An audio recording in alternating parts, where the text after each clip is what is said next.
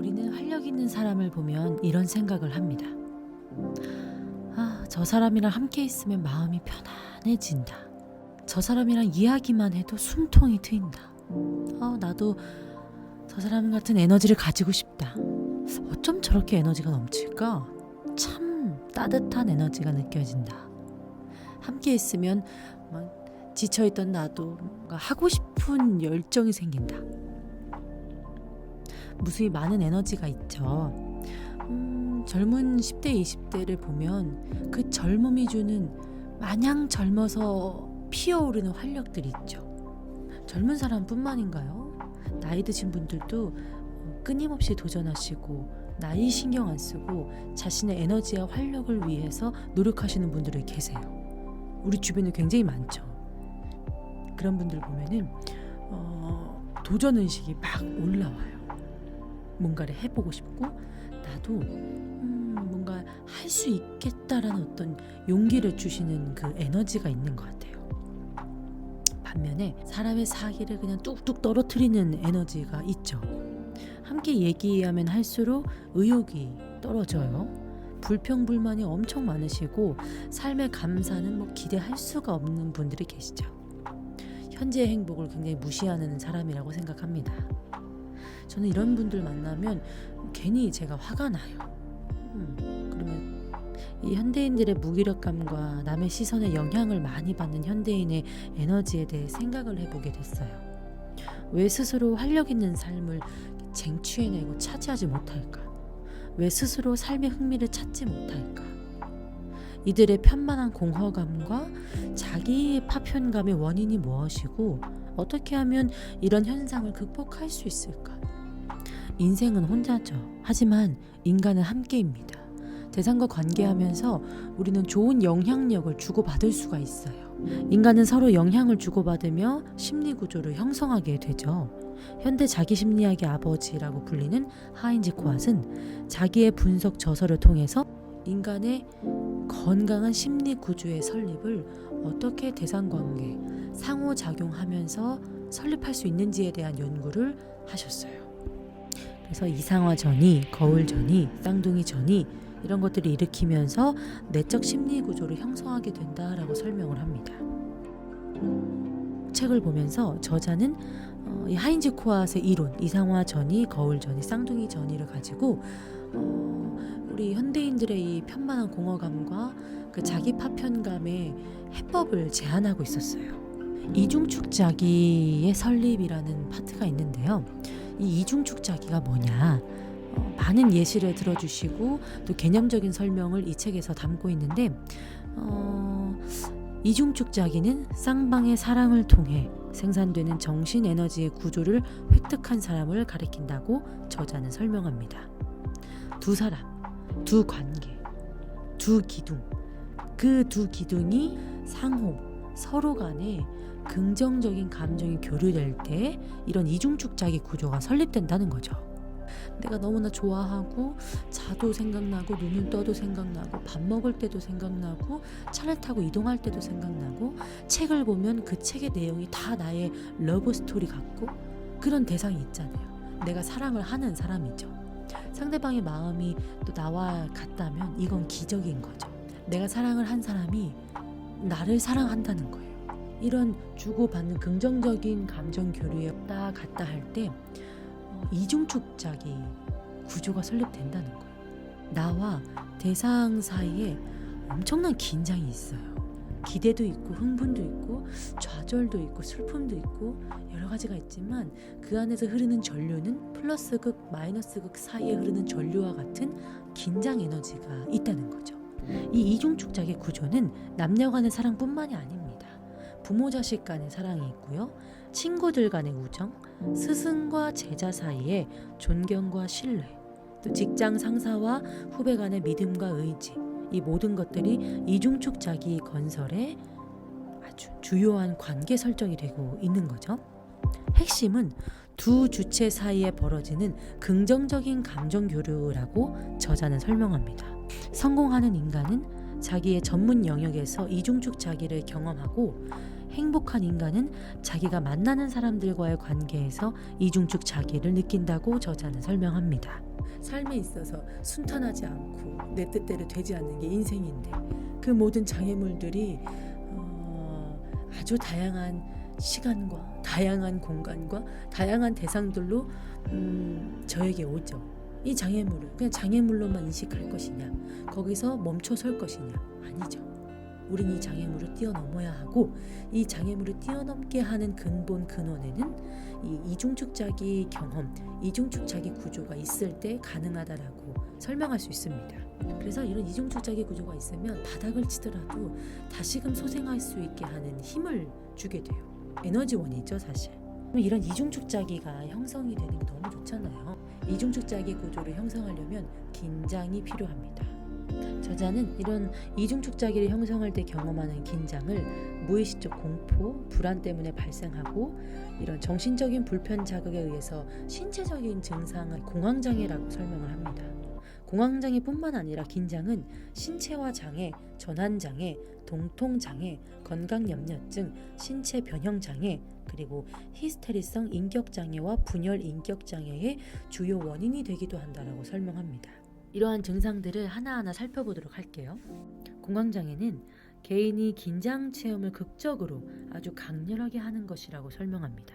신체화 장애는 머리, 복통, 등, 사지, 흉부, 직장, 월경 중이나 성교 또는 성교 중에 나타나는 동통 증상. 동통 증상이라는 것은 신체의 어느 부위에게 통증이 오게 되는 것이라고 해요. 성적 무관심, 발기부전 또는 사정불전, 월경 불순, 월경 과다, 임신기간 절반에 걸친 구토, 균형의 장애, 마비, 혹은 국소적 쇠약, 연하곤란. 연하곤란은 음식을 삼키기 어려워하는 증상이에요. 그리고 발성 불능, 목소리가 잘 안 나오는 것, 요정체, 소변 배출이 어려운 것, 환청, 접촉이나 통증에 대한 무감각, 봉사, 눈이 안 보이는 것, 시력장애, 난청 또는 경련과 같은 전환 증상, 기억상실, 해리 증상, 실신 이외에 의식상실의 호소가 있을 때 이런 신체화 장애라고 이제 진단이 내려지게 되는데, 전환장애라는 것은 운동 증상이나 감각 증상의 결함이 생기는 것, 경련 있는 것과 발작이 있을 때 전환장애라고 이야기를 하고, 그리고 건강염려증, 자신이 심각하게 질병을 갖고 있다라고 생각을 하는 거예요. 신체 변형장애는 외모에 대한 가상적 결함에 집착해서 사회적, 직업적 또는 다른 중요한 기능 영역에서 심각하게 고통이나 장애를 초래할 때 진단을 하는 것이 신체 변형장애입니다. 프로이트 당시 유럽의 귀족 여성 환자들을 가리켜서 히스테리라는 진단을 내렸어요. 그들은 신체적 불편 증상들 때문에 괴로워했었는데 손이 돌아간다거나 허리가 휜다거나 이런 신체적인 불편 증상들이 많았대요. 프로이트는 그들의 지나친 성적 억압과 과도한 금기 의식들이 이런 증상들을 초래했다라고 분석을 하고, 최면술과 목욕 방법 외에 자신이 개발한 그 정신분석 치료를 가지고 이 히스테리 환자들을 치료했다라고 얘기를 해요. DSM-4는 히스테리성 인격장애를 진단 내릴 때 다음의 증상들 중에서 5개 이상 관찰되는지를 살펴본다고 해요. 첫 번째, 자신이 관심에 초점이 되지 못하는 상황에서 불편해한다. 두 번째, 다른 사람과의 행동에서 흔히 상황에 어울리지 않게 성적으로 유혹한다거나 도발적인 행동이 특징이다. 세 번째, 빠른 감정의 변화 및 감정 표현의 천박성을 보인다. 네 번째, 자신에게 관심을 끌기 위해 항상 육체적 외모를 사용한다. 다섯 번째, 지나치게 인상적으로 말하면서도 내용은 없는 대화 양식을 갖고 있다. 여섯째, 자기 연극화, 연극조, 과장된 감정을 표현한다. 일곱 번째, 피암시성이 높다. 예를 들어서 타인 또는 환경에 의해 쉽게 영향을 받는다. 여덟 번째, 대인관계를 실제보다 더 친밀한 것으로 생각한다. 히스테리 증상의 과장된 감정, 도발적인 거, 유혹적인 행동과 친밀감, 어떤 착각 행위들은 사실 내적인 긴장을 풀어내는 아주 원시적인 작업인 것입니다. 그것이 병인적 긴장 해소 방식이기 때문에 주변 사람들로 하여금 굉장히 불편감과 당혹감을 주죠. 딱딱하고 굳어 있어요. 이것들을 풀어내려는 건설적이고 창조적인 방법을 아직 개발하지 못한 상태라고 얘기할 수 있습니다. 프로이트는 무의식의 의식화라는 정신분석 기법을 찾아낸 것입니다. 그래서 최면요법으로 자연스럽게 자기의 상황과 억눌려 있던, 초자아에 의해서 억눌려 있던 것을 자연스럽게 언어로 토설되는, 발화되는 기법을 통해서 그 신체 증상, 딱딱해지고 굳어지고 휘어지고 비틀리는 것을 치료했다라고 얘기를 해요. 프로이트는 긴장이라는 것이 정신 에너지 채널을 차단하기 때문에 긴장형 사람들은 대부분 에너지가 약하고 활력도 없고 생동감이 넘쳐 흐르지 않는다고 평합니다. 하지만 하인즈 코앗은 긴장 에너지를 다른 관점에서 조명하게 되죠.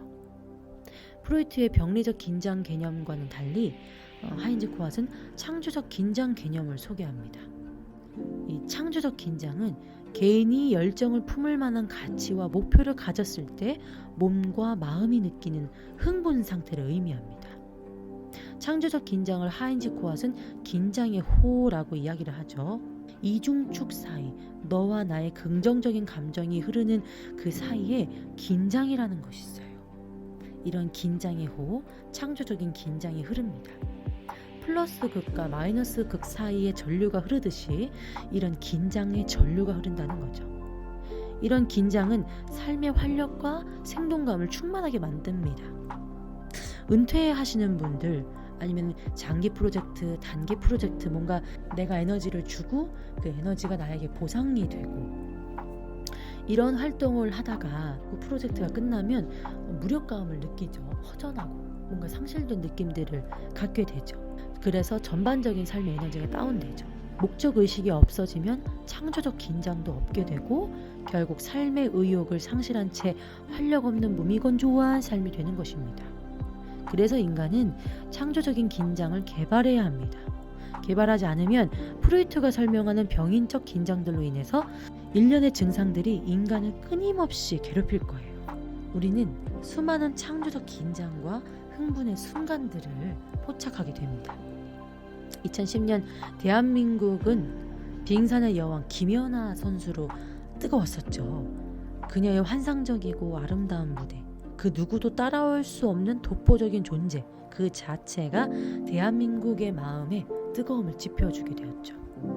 그녀의 무대의 완성도와 점수에 열광하기도 했지만 아마 진짜 뜨거웠었을 때는 그녀의 피땀, 눈물, 거기에 더 감동했던 것 같아요. 정말 연습을 1년에 지구 반바퀴 이상을 돌 정도로의 연습량과 차가운 빙산의 엉덩방아 찍기는 수없어서 셀 수가 없다라고 이야기를 하고, 그 무엇보다 자기와의 외로움 싸움을 견뎌온 그녀의 과정에 정말 뜨거운 눈물이 나죠. 그녀가 홀로 외로운 연습을 끊임없이 해서 최고의 성적을 내어 금메달을 획득하고 애국가와 함께 흘린 눈물은 그 진짜 보석이었습니다. 자기와 내적 싸움을 하는 과정, 이것이 창조적인 긴장입니다. 목적을 둔 현재의 불편 과정, 그것이 창조적인 긴장이라고 저자는 설명합니다. 연설하거나 강의하시거나 무대에 오르는 그 순간을 위해서 그 외롭고 철저히 혼자 준비하는 과정을 겪는 그 긴장, 그리고 흥분, 이것이 건강한 정신 에너지의 원천인 하인즈 코앗이 말하는 창조적 긴장이다라고 이야기를 해요. 저자는 여러 가지의 에너지 충전 방법을 설명을 합니다. 무언가 먹으면서 에너지를 충전하는 구강기 방식이 있고, 여기저기 폭발해대면서 히스테리성 인격장애들처럼 에너지를 충전하려는 항문기 방식이 있고, 목적이 있을 때 삶의 고결한 가치와 아름다운 목표를 향해 집중하고 나아가는 에너지를 남근기적 방식이라고 얘기를 해요. 그리고 가치와 목표를 향해 가다 보면 경험하게 되는 장애물에 의해서 실패하고 낭망하고 철저히 혼자 외롭게 연습하고 고뇌하고 뚫어내려고 열심히 그 창조적 긴장 안에서 자기를 담고 있는 상태, 그것이 잠재기적 과정이라고 이야기를 해요. 그리고 장애물을 다 이겨내고 극복하고 뚫어내면 목표와 성취와 가치의 완성을 보면서 그 열매가 맺었을 때 주는 기쁨을 누리는 것, 그것이 성기기 방식. 그래서 긴장은 병리적이지만 않다라고 이야기를 해요. 긴장은 긍정적일 수 있고 창조를 이끌어가는 다리가 될 수 있고 아름답고 행복한 긴장이 존재한다. 그것 자체가 엄청난 에너지의 보고가 된다는 것을 저자는 조명하고 독자를 격려하고 응원하고 있었습니다.